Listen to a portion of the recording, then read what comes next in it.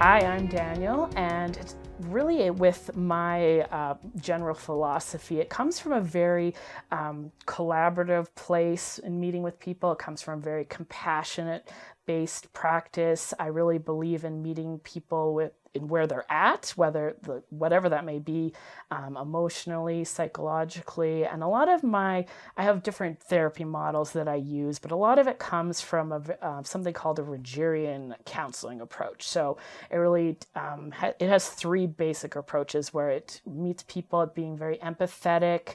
I have a very unconditional, positive regard for people, and I'm very congruent. So it means just meaning again for people with where they're at.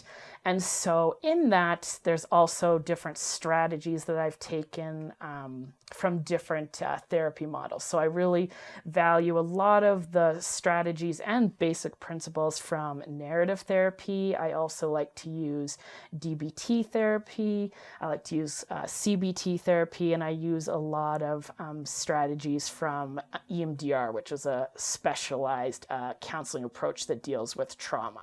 The populations that I work with, I mostly work with adults, but I also do work with children and teens.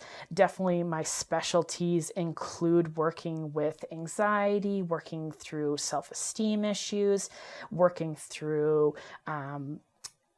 like sadness, frustration, also working with trauma quite a bit. I do a lot with a strategy called EMDR, so that's a big one that will help populations that deal with trauma.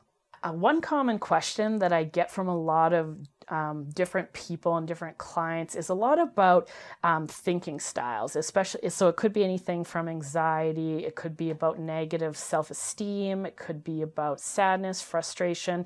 And the common question is usually about how can I kind of change my thinking? And so I like to use a strategy.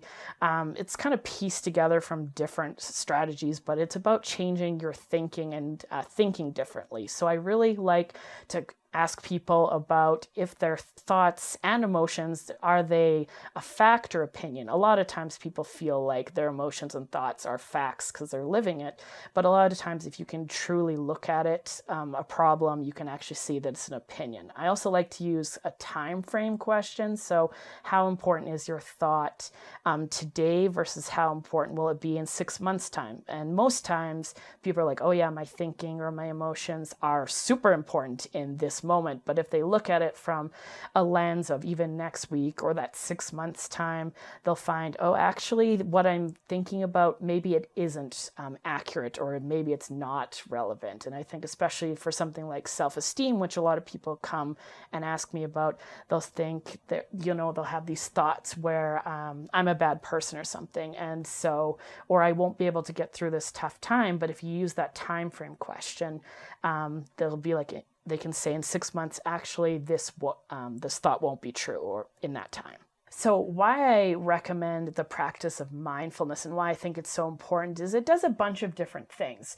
It's really important for helping people be present-minded. I think that's so important, say, for anxiety, because so often with anxiety, people are either hyper-focused on worrying about the past or worried about the future. And so in practicing mindfulness and focusing on the present moment, it helps decrease that anxiety about one of those two things. It's also something that I've observed to be helpful for so many different difficult issues, whether that's anxiety or whether that's sadness or anger, but it can also be helpful for even helping with sleep. It's helpful for decreasing pain. And so I think it does so many different things that it's really helpful practice overall. And it's something that I really value in my own life, just to observe my surroundings and just enjoy that present moment.